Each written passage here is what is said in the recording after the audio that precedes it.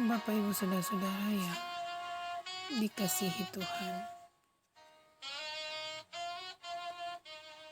ketika kita belajar dari kitab Amsal pasal 28 ayat 1 sampai ayat yang kelima, di sini kita menemukan dua tipe orang,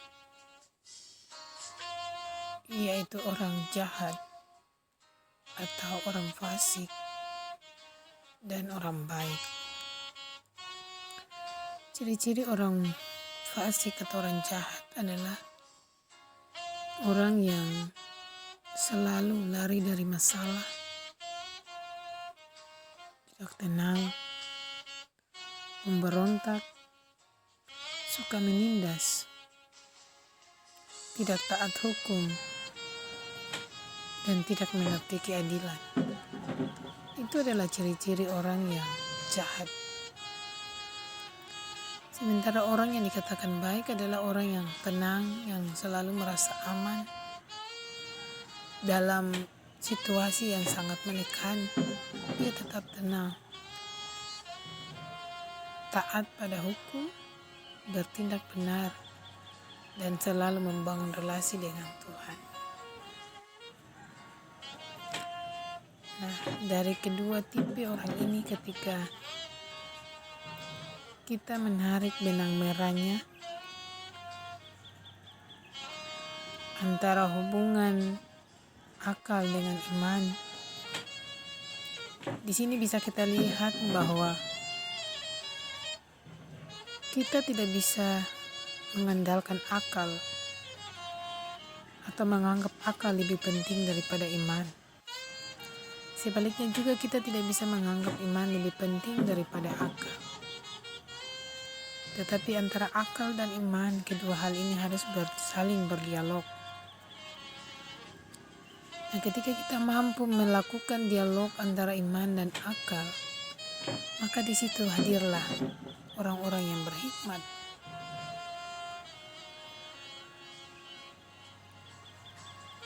Ketika hikmat itu telah kita miliki, maka kita akan bertanggung jawab secara pribadi kepada Allah, secara pribadi, dan kepada sesama dalam membangun relasi sosial. Artinya bahwa kekuatan membangun relasi dengan Allah secara pribadi haruslah nampak dalam tindakan kepada sesama. Dan hal yang paling menarik, di hari ini kita merayakan Hari Kemerdekaan Negara Kesatuan Republik Indonesia yang ke-75 dalam situasi pandemi COVID-19 yang tanpa terasa kita memasuki bulan yang ke-7, minggu ketiga, hari pertama di minggu keempat, bulan ke-8. Menjadi pertanyaan besar adalah, apa yang bisa kita maknai dalam situasi ini? Dan untuk menemukan jawabannya, kita diminta untuk memakai akal dan iman kita. Akal menuntun kita pada kondisi real yang sementara terjadi. Ya, kondisi realnya adalah penyebaran wabah COVID-19. Ini adalah sesuatu yang nyata dan memang terjadi. Bahwa faktanya ada orang yang meninggal. Dan di balik itu, iman menuntun kita melampaui batas pemikiran, melihat makna di balik setiap peristiwa, terkhususnya peristiwa COVID-19.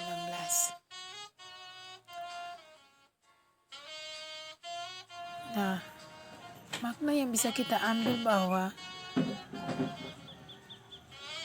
di balik peristiwa penyebaran COVID-19 ini mengajarkan kita tentang arti menjaga kehidupan. Bila mana menjaga kehidupan dalam kehidupan nyata kita, tindakan nyata kita, dengan mematuhi protokoler kesehatan. Dan sikap mematuhi protokoler kesehatan ini bukan hanya kita anggap sebagai hal-hal teknis semata. Hal ini bukan terkait dengan hal-hal teknis dan kita menganggapnya sebagai hal yang biasa-biasa saja. Mencuci tangan, menjaga jarak, memakai masker. Ini adalah tindakan-tindakan sederhana.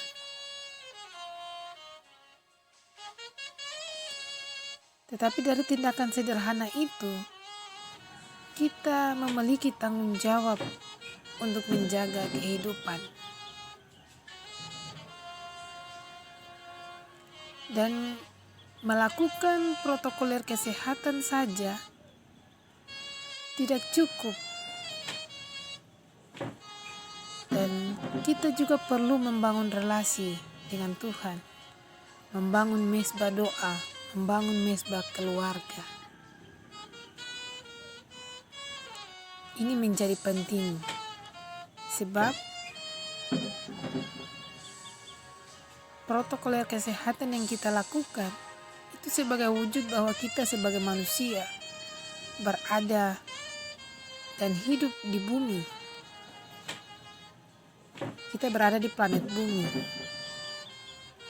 Dan membangun relasi dengan Allah itu sebagai bagian dari kita adalah orang-orang percaya yang meyakini bahwa Allah adalah sumber kehidupan.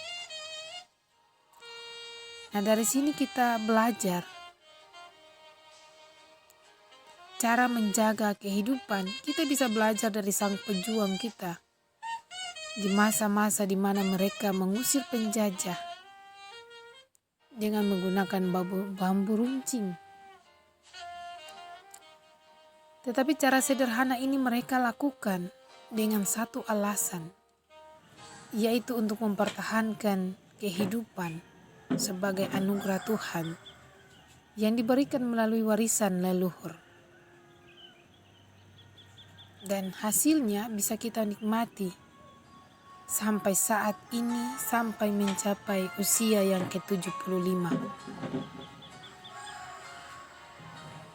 Dan sekarang ini kita juga memiliki tanggung jawab yang sama, yaitu untuk menjaga kehidupan dengan cara yang berbeda, yaitu dengan cara mematuhi protokoler kesehatan dan selalu membangun relasi dengan Allah. Tindakan ini kita lakukan bukan dengan sebuah paksaan, tetapi dengan sebuah kesadaran besar bahwa kita juga memiliki tanggung jawab untuk menjaga kehidupan itu yang dikatakan sebagai anugerah Allah demi keberlanjutan hidup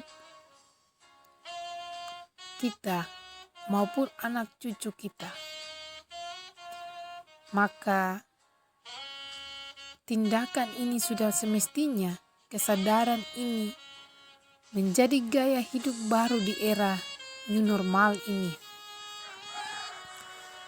Kesadaran ini kita bangun bersama bahwa kita mematuhi protokoler kesehatan dan membangun relasi dengan Allah sebagai orang-orang percaya dengan alasan bahwa kita memiliki tanggung jawab untuk menjaga kehidupan demi keberlanjutan hidup kita maupun anak cucu kita.